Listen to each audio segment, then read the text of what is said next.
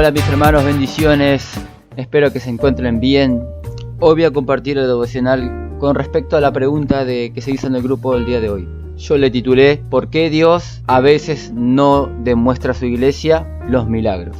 Y voy a dar algunos puntos para que podamos ver quizás algún error, quizás alguna falta, alguna falla que a veces tiene la iglesia, por el cual Dios no puede obrar como realmente debería obrar, como realmente obraba en los tiempos de los apóstoles, con milagros, con prodigios grandes y con ese respaldo del Espíritu Santo y el poder de Dios, ¿no?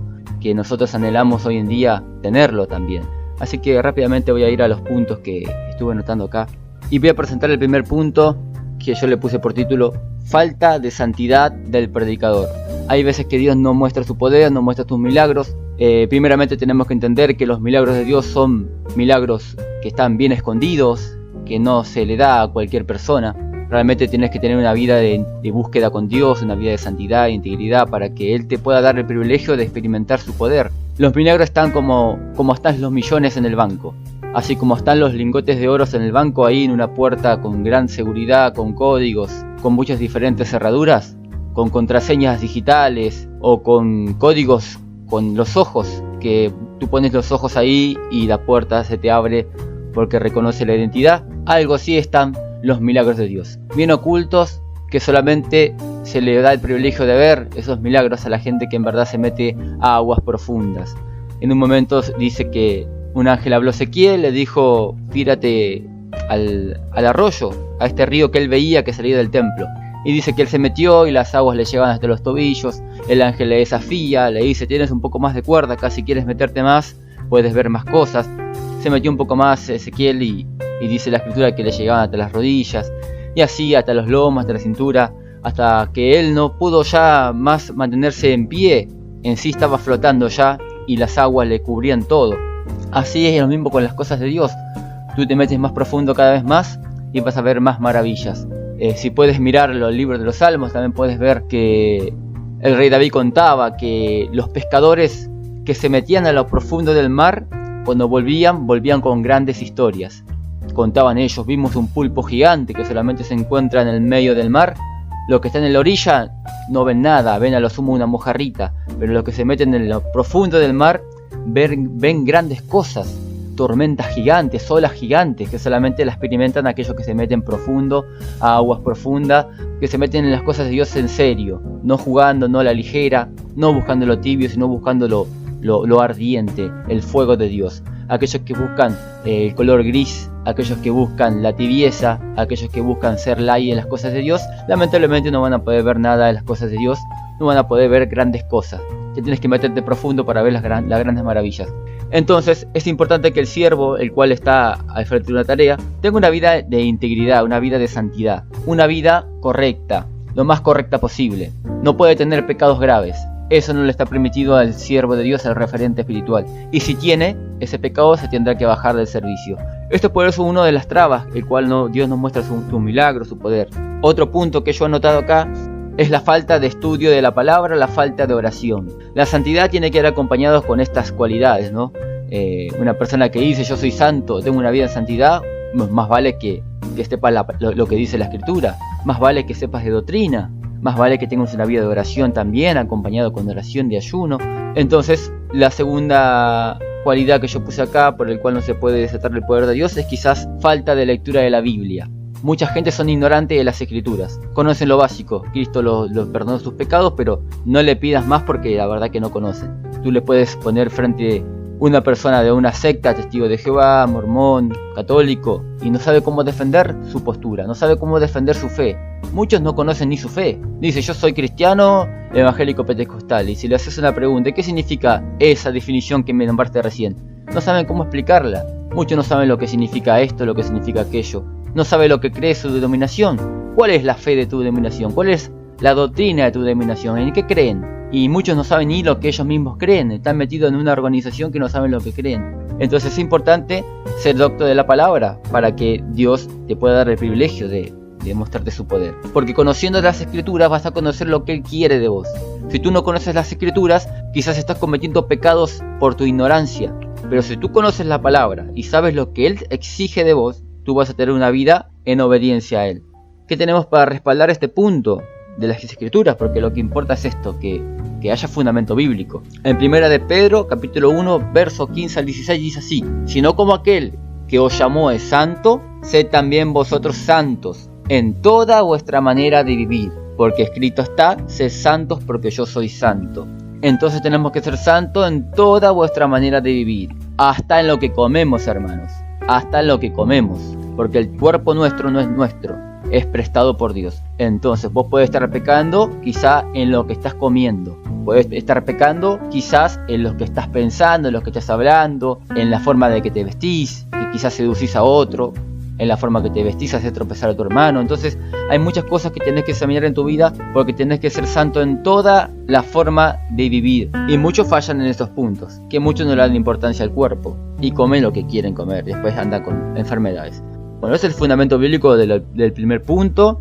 Y del segundo punto, obviamente, tenés que conocer las escrituras. Después tenemos el tercer punto, que dice: incredulidad del que quiere recibir el milagro. Hay veces que no tiene nada que ver el predicador, hay veces que no ocurren los milagros, no porque esté en pecado algún representante de la iglesia, sino porque el emisario, el que recibe el mensaje, tiene incredulidad en su corazón. ¿Cómo podemos respaldar el tercer punto, que es por falta de incredulidad del oyente? Lo podemos respaldar con Mateo capítulo 13, verso 58. Dice la escritura que Jesús fue a predicar a su pueblo, a su región, y dice que no ocurrieron muchos milagros por la incredulidad de la gente. Dice así el versículo: y no hizo allí muchos milagros a causa de la incredulidad de ellos. Hay veces que el que está escuchando la palabra no cree como debería creer y los milagros no ocurren. Y no es que el predicador esté en falta o que Dios no lo esté respaldando, es por la falta de fe de la gente.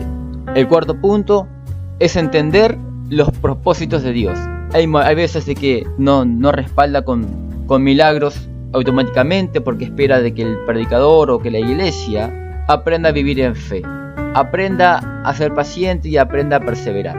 Sin que ellos puedan ver los milagros aún, seguir orando por milagros, seguir orando por el cambio de las personas, seguir clamando. De esa forma le vamos a demostrar a Dios que en verdad somos perseverantes en lo que queremos y que no somos hijos caprichosos de que si el Padre no nos da lo que queremos, se los ofendemos y ya no pedimos más. Tú tienes que pedir por tu milagro, tienes que pedir por la sanidad de la gente. Hay gente que quiere ver milagros pero no ora por milagros. Si quieres ver endemoniados siendo libres, ora por la gente que tiene demonios. ¿Quieres ver sanidades físicas? Personas que se han sanado de SIDA, de cáncer, de leucemia, de la enfermedad que quieras, tienes que orar entonces por las enfermedades. Y hay veces que no se ora por las enfermedades. Entonces, a veces quizás es un proceso de Dios con la iglesia o con alguna persona específica, que Dios le está probando la fe. A ver si en verdad me querés a mí, vas a esperar que yo te responda, vas a seguir orando. Hay veces que tenemos que tener actitudes de fe. Yo sé que muchos pastores quieren ver la iglesia llena de gente, pero ¿qué tal si tomamos la actitud de agarrar las sillas vacías y poner en la iglesia, sin importar que haya 3 personas por el momento? Eso es una actitud de fe. A veces Dios quiere probarnos, a ver si en verdad seguimos orando, porque imagínate, hay momentos que yo predico y oro por milagros y no hay ningún testimonio de gente que haya sido sana de alguna enfermedad. En la próxima que predico, sigo orando por milagros, porque esa es la actitud de fe mía. A pesar de que yo no lo pueda ver, a pesar de que no haya ocurrido nada, sigo clamando por milagros. Sería muy malo de mi parte que yo deje de orar por milagros porque quizá hace 3 reuniones que oro por milagros y no ocurre nada. Sería muy malo de mi parte, le demostraría a Dios mi falta de fe, por tanto hay que seguir orando. El quinto punto que he puesto acá es que a veces Dios no hace el milagro por algún pecado de algún miembro de la iglesia.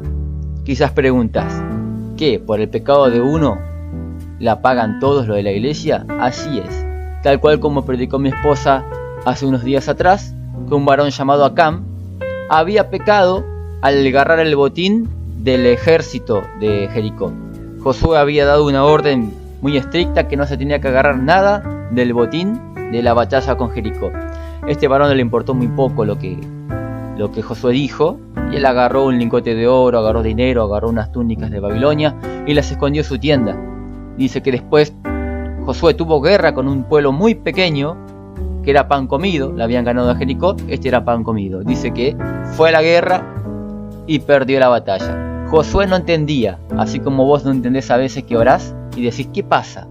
Si te estoy buscando, Dios, estudio tu palabra, te pido por los dones de sanidad, los dones de liberación, te pido que hagas cosas, te busco, pero te encontrás en un fracaso como Josué. Ahí te tienes que hacer la pregunta, si tú no eres el problema, quizás está el problema en algún miembro de la iglesia que está operando, que está trabajando junto contigo en alguna tarea, sea la música, sea la evangelización. Y quizás por el pecado de esa persona que tiene oculto espiritualmente sus lingotes de oro, quizás puede ser el lingote de oro, puede representar su vida secreta mirando pornografía, su vida secreta teniendo a su amante, su vida secreta maltratando a su esposa en la casa, porque muchos de la iglesia son personas santas, parecen ángeles, pero en la casa ahí realmente se conoce cómo son. Muchos quizás tienen hijos tirados por la vida y solamente se hacen cargo de los hijos que tienen con su mujer actual, y a los hijos que tuvo en su vida pasada los dejas tirados por la vida. Entonces hay pecados ocultos en el pueblo de Dios que trae repercusión a la tarea que estamos realizando. Hay veces que Dios no se mueve para nada por el pecado de uno. Es que esto es así. Dios da su bendición en grupo y también da su castigo en grupo. Por este Acán la pagaron todos los del pueblo de Israel. Todos. La pagó Josué, la pagaron muchas personas. Muchos regresaron sin hijos porque en la batalla perdieron a sus hijos, las esposas llorando porque su marido murió en la batalla. ¿Y todo por qué? Por el pecado de Acán. Hay veces que fracasamos, vamos a la plaza, chupamos frío, gastamos saliva y no pasa nada. ¿Por qué? Por el pecado de fulano. ¿Se entiende, hermanos? Por el pecado de uno la pagan todos. Entonces estaría bueno que examinemos y que busquemos el error, o quizá está la solución en alguno de estos puntos que fui dando, ¿no? Uno tiene que ver y probando. Si no fallamos en este, quizás fallamos en este.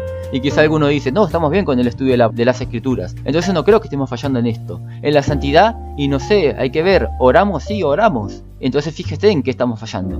Hay muchos puntos que tenemos que examinar con esto. Y sigue los puntos, tengo un punto más acá. El punto 6 es el último. El punto 6 yo le puse por un título para que los guiemos. No participar de los pecados ajenos. ¿Cómo es esto? A ver, ¿cómo fundamentamos esto? El punto 5 lo hemos fundamentado con la historia de Josué, ¿no? Que fracasó con Ai. Ahora, ¿cómo fundamentamos el punto 6 con las escrituras? Para que no haya ninguna opinión en el grupo diciendo, pero fue tu opinión. No, es la escritura, es la Biblia. Es la Biblia la que estamos exponiendo. Entonces, a ver, el punto 6. No participar de pecados ajenos. Si participamos de pecados ajenos, olvídate de ver la gloria de Dios. Esto es así de estricto. Esto es así. La escritura dice, ser santo porque yo soy santo. Y punto final. No hay término medio acá. Entonces tenemos el punto 6 que dice no participar de los pecados ajenos. ¿Cómo fundamentamos esto con las escrituras? El apóstol Pablo fue muy estricto con el tema este, de no participar en nada de pecados ajenos, de no juntarnos con gente que llamándose hermano esté con mal testimonio, esté con una práctica de pecado en su vida. Que sea un cara dura, por así decirlo, que no le importa nada, que esté en pecado, él quiere servir igual. Yo quiero tocar la batería igual, yo quiero evangelizar igual, y sabiendo que tiene una vida oscura, una vida sucia en su vida privada. Hay muchos que son así, hay muchos.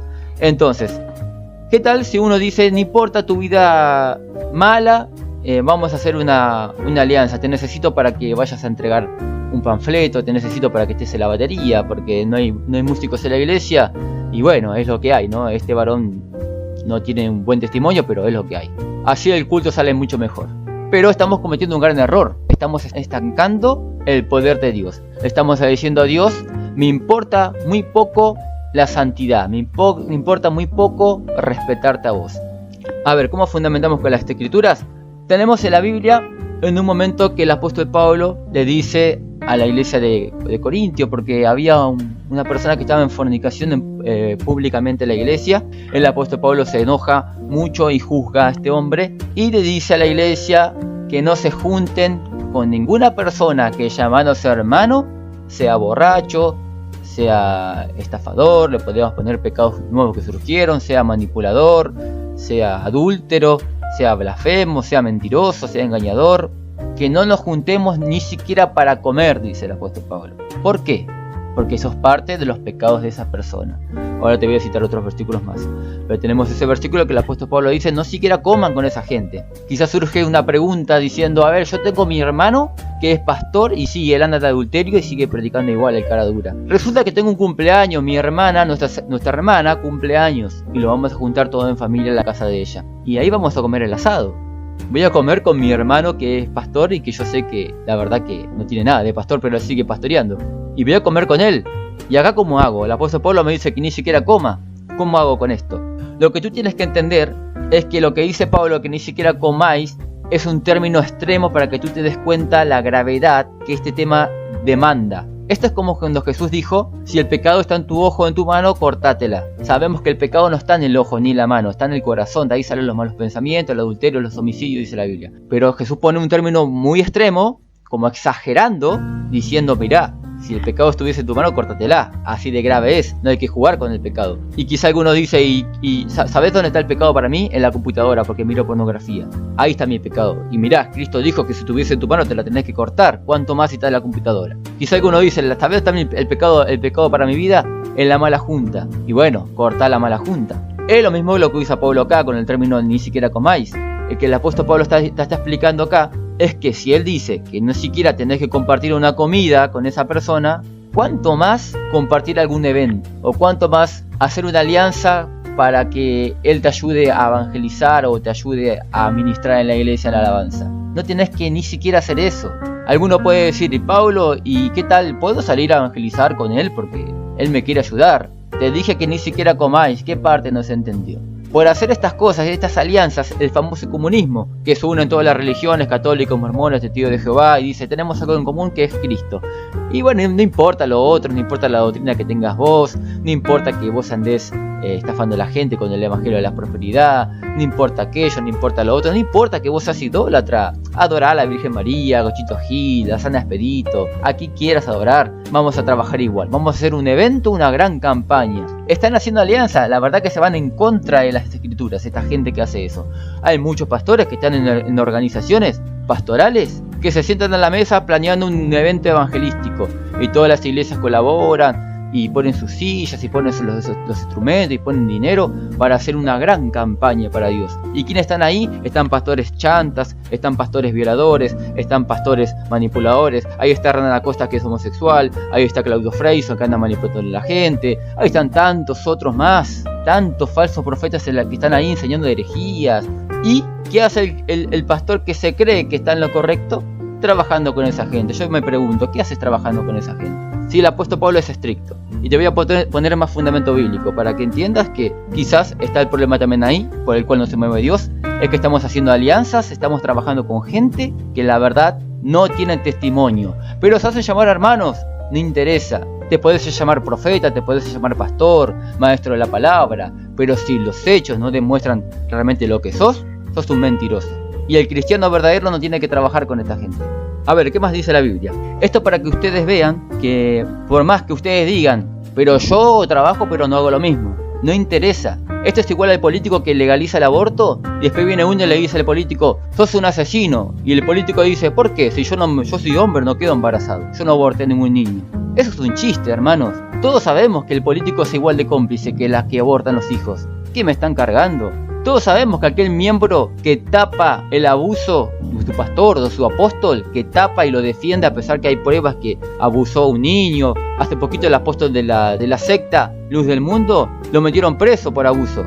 ¿Y qué hicieron los miembros de su iglesia? Lo defendían. Ahora, hacete una pregunta, ¿no son iguales? ¿No tienen que ser culpables del mismo pecado que su apóstol? Si vos estás trabajando con gente de mal testimonio, con gente que está obrando mal, vos sos partícipe de todo lo que ellos hacen. Fíjate que dice la escritura en Romanos capítulo 1 verso 32. Quienes habiendo entendido el juicio de Dios, que los que practican tales cosas son dignos de muerte. Hablando de una serie de pecados, ¿no? Lo puedes leer el verso anterior. Pero después dice, no solo las que las hacen, sino que también se complacen con las que las practican. Con las personas que le dicen, seguí con esa idea del movimiento LGTB, quédate con tu novio, ya sé que son del mismo sexo, pero no importa, si ustedes se aman, está todo bien. Tú eres culpable también del pecado de homosexualismo también, más allá que vos tengas tu esposa y que no tengas problema de identidad. Era lo mismo porque te estás respaldando, estás afianzando más la idea de mentira en la gente, eso es lo mismo. Otro versículo más que dice acá en 1 de Timoteo capítulo 5 verso 22, no impongas con ligereza las manos a ninguno, ni participes en pecados ajenos, consérvate puro. ¿Qué parte no se entiende de que no hay que ser participante de pecados de nadie? ¿Qué parte? Quizá alguno dice, yo no lo sabía. Bueno, te exhorto a que leas más la Biblia, porque hay muchas cosas que pueden estar trabando los milagros, muchas cosas que pueden estar trabando el obrar de Dios. Dice, consérvate puro. Después tenemos un versículo más y con esto termino. En 2 de Juan, capítulo 1, verso 8 al 11. Dice, mirad por vosotros mismos, para que no perdáis el fruto de vuestro trabajo, sino que recibáis el galardón completo. Todos queremos recibir el premio, queremos ver las almas cambiadas. Nadie quiere ir a la plaza a chupar frío, para nada. Nadie quiere ir a la plaza y hablar y quedarse afónico, hablar 2 horas para que no ocurra nada. Todos queremos ver el fruto de nuestro trabajo, todos queremos verlo, ¿verdad? Aquel que ensaya para la alabanza quiere ver las vidas tocadas en los cultos. Quiere ver el fruto de su trabajo, de su esfuerzo. El verso 9 dice, cualquiera que se extravía y no persevera en la doctrina de Cristo, no tiene a Dios. Y el que persevera en la doctrina de Cristo, ese tiene al Padre y al Hijo. Todo aquel que no persevera en la doctrina de Cristo, sino que se desvía. Quizá alguno pregunta, ¿cuál es la doctrina de Cristo? La doctrina de Cristo es el ejemplo de Cristo. Es la obediencia a la palabra de Dios. Aquel que anda en adulterio, no perseveró en la doctrina de Cristo. Aquel que anda mirando cosas que no tiene que mirar, no perseveró la doctrina de Cristo. Aquel que piensa en otra mujer cuando está con su esposa, no persevera la doctrina de Cristo. Toda esa gente que no persevera la doctrina de Cristo, ¿qué hay que hacer? A ver, ¿qué hay que hacer? El verso 10 dice lo siguiente. Si alguno viene a vosotros y no trae esta doctrina, las enseñanzas, la moral, el respeto de Dios, los principios de Dios, los mandamientos de Dios en su vida, no lo recibáis en casa, dice las Escrituras, ni le digáis bienvenido.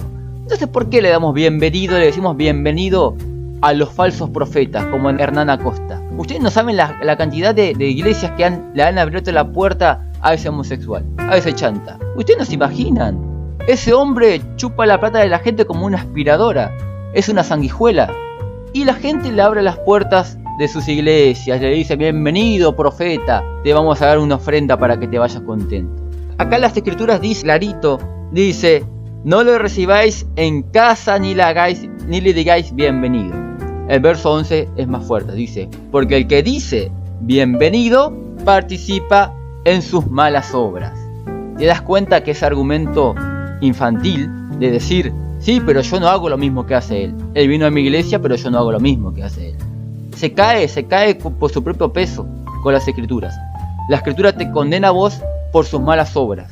Tú eres culpable igual de la estafa de ese falso profeta. Por más que vos no andes con eso, si tú abriste la puerta a ese chanta en tu iglesia, si tú abriste la puerta a esa persona que no está preparada para servir y tú le dejaste entrar en el servicio, tú eres lo mismo, tú eres parte de su pecado privado, tú eres culpable.